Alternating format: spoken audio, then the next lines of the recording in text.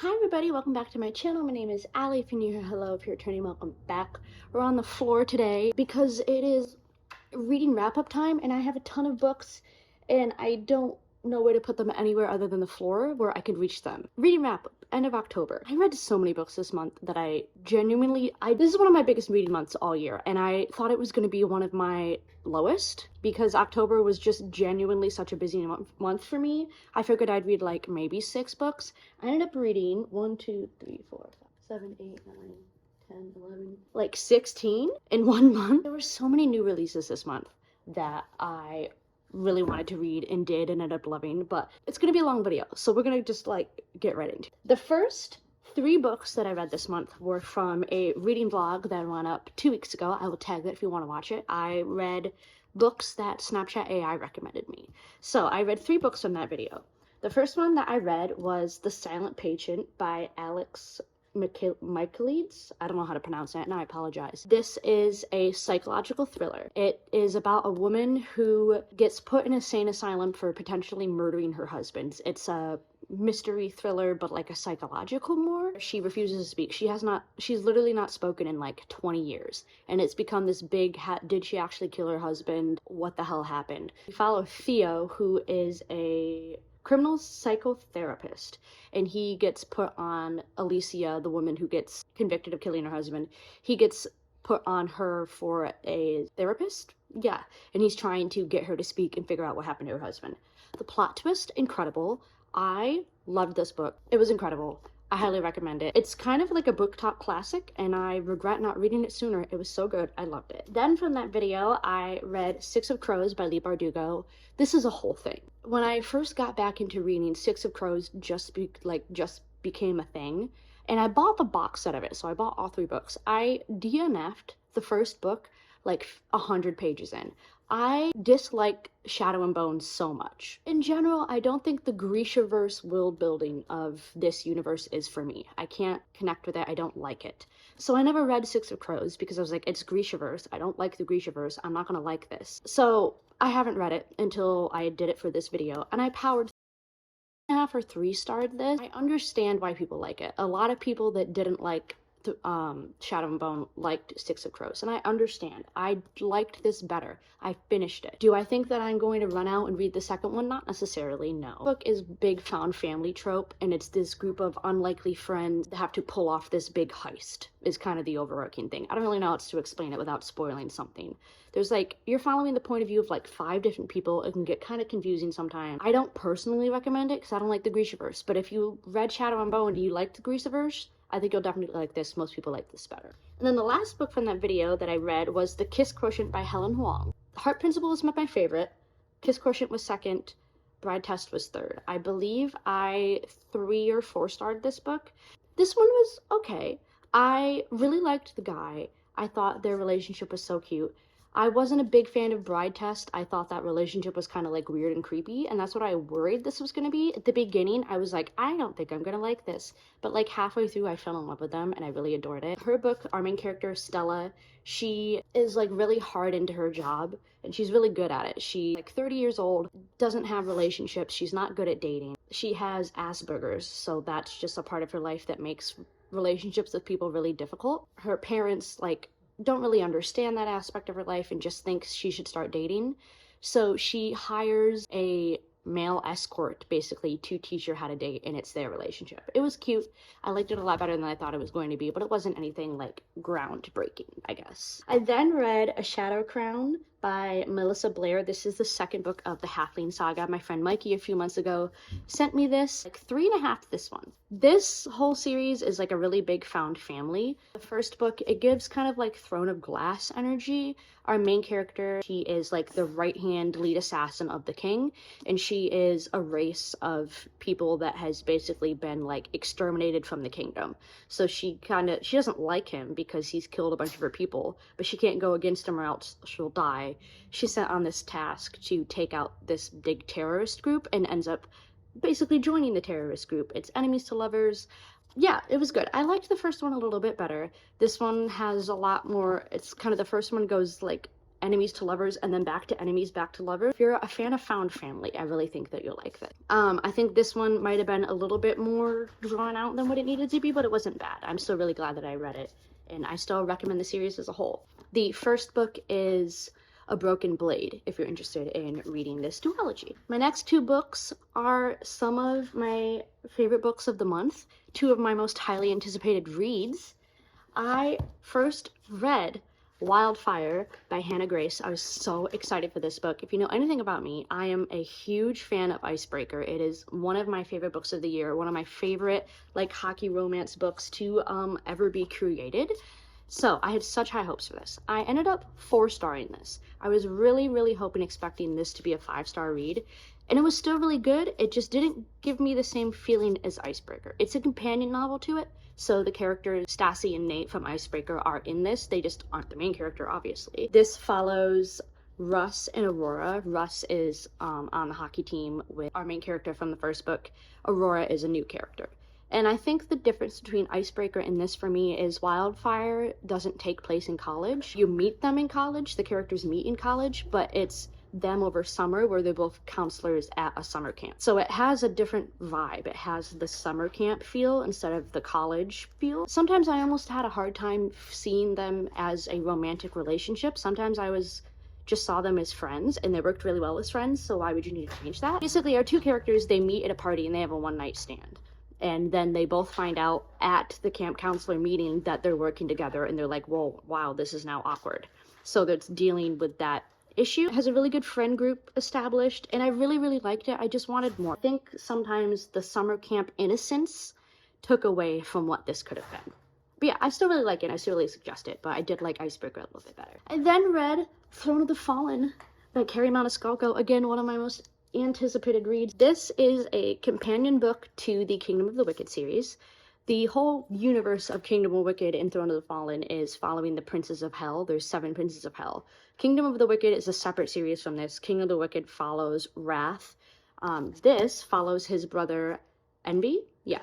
The characters for Kingdom of the Wicked are in it. You don't need to read it. It might spoil things if you decide to read this first and then go back to it, but you don't have to read it to like understand any sort of world building or lore or anything. You'll be perfectly fine to just read this alone. It is a big book.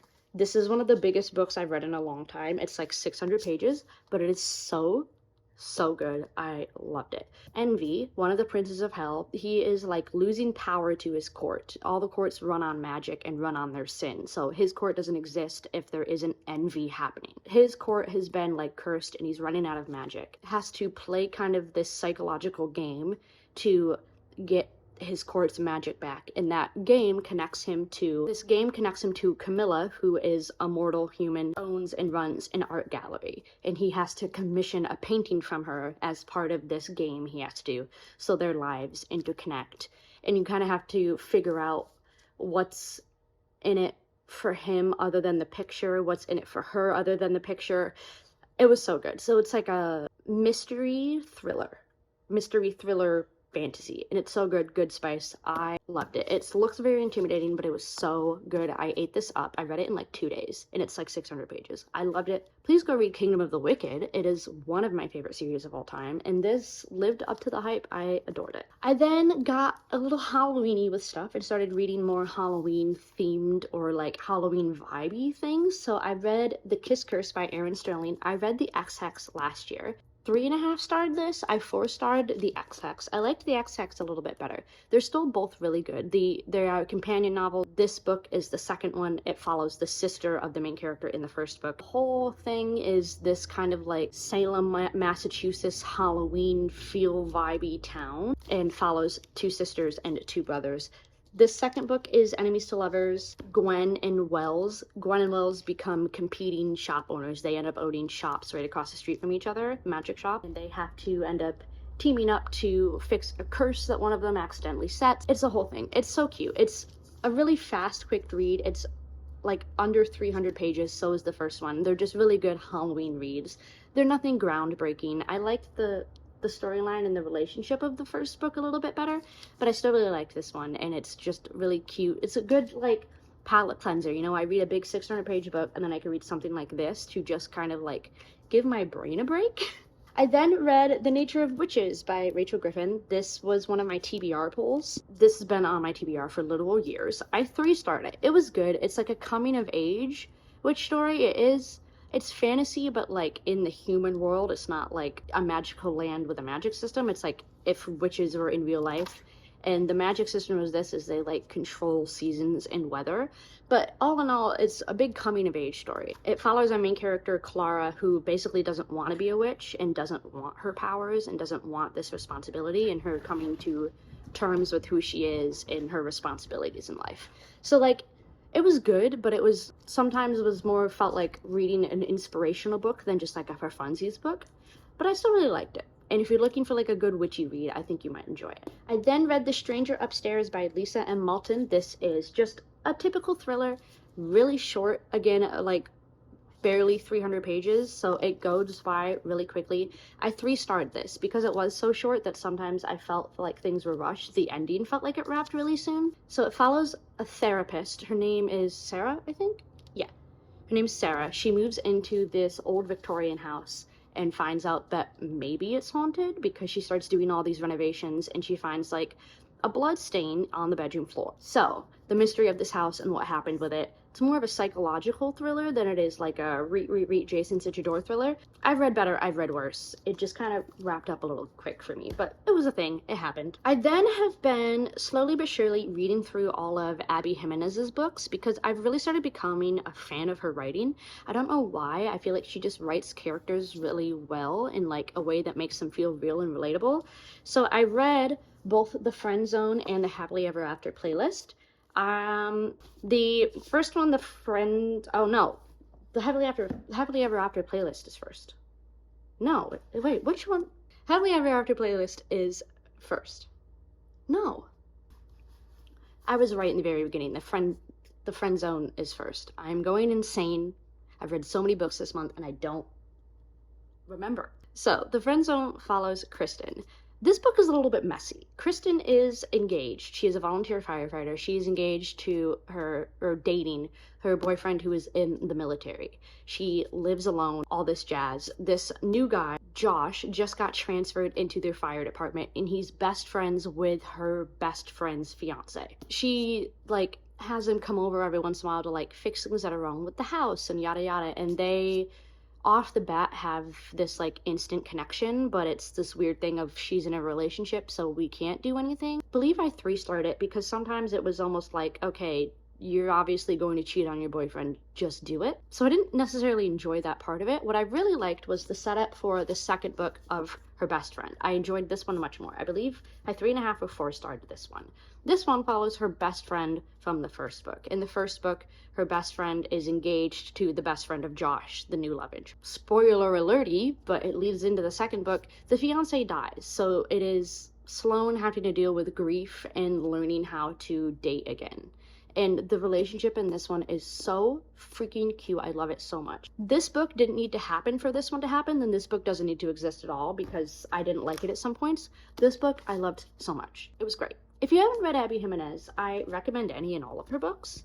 So far, they're really good. Some of them are like messy, but like entertaining messy, if that makes sense. And then back to more like Halloween-y, I read Assistant to the Villain by Hannah Nicole Maher.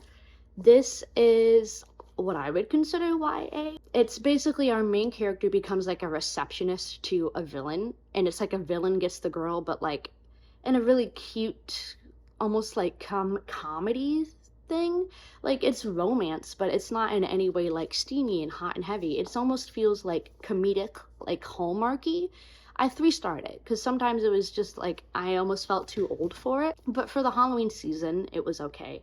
But yeah, our main character, she basically gets a job working for a literal villain who like murders people and terrorizes the town. She's like his receptionist office worker. So it was like a unique storyline, but I think it would have been better if it was made for more of an adult audience and they aged it more. Like, I think it would have been a lot better, but it was cute and unique I haven't read a storyline like this, but it wasn't anything groundbreaking in terms of like the romance aspect. I then read 2 books on my Kindle. The first book that I read was Behind the Net by Stephanie Archer. I gave this like a 3.75. This is hockey romance. It's just a hockey romance.